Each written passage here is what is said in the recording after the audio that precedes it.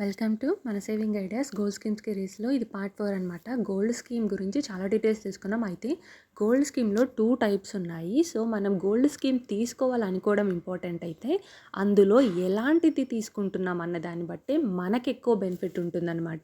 లేదంటే షాప్ వాళ్ళకి ఎక్కువ బెనిఫిట్ అయిపోతుంది.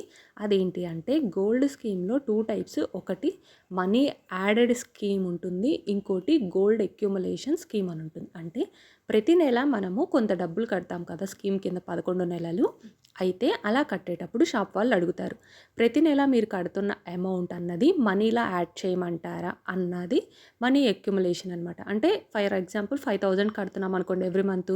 మన అకౌంట్లో ఈ నెల ఒక 5,000 యాడ్ చేశారు, సెకండ్ మంత్ 5,000, థర్డ్ మంత్ 5,000, అంటే 11 మంత్స్ తర్వాత 55,000 ఉంది. 55,000 అమౌంట్కి 11th మంత్న గోల్డ్ రేట్ ఎంత ఉందో ఆ రోజు రేటు కింద కౌంట్ చేసి ఇస్తామంటారు.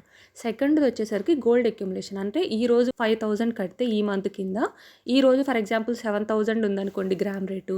సో 5,000కి ఎంత వస్తుంది గోల్డ్ అన్నది మన అకౌంట్లో యాడ్ అవుతుంది. నెక్స్ట్ మంత్ మనం 5,000 కడతాం కదా, ఆ రోజు గోల్డ్ రేట్ ఎంత ఉందో ఆ రోజు రేట్ ప్రకారం గ్రామ్స్ యాడ్ అవుతుంది. అలా 11 మంత్స్ మనకి గ్రామ్స్ రూపంలో గోల్డ్ అన్నది యాడ్ అవుతూ వచ్చి 11 మంత్స్ తర్వాత మన దగ్గర ఎన్ని గ్రామ్స్ గోల్డ్ ఉందో అంత ఇస్తారనమాట, విఏ లేకుండా. ఫర్దర్ సిరీస్లో ఇంకా డీటెయిల్గా డిస్కస్ చేద్దాం. లైక్ చేసి ఫాలో అవ్వండి.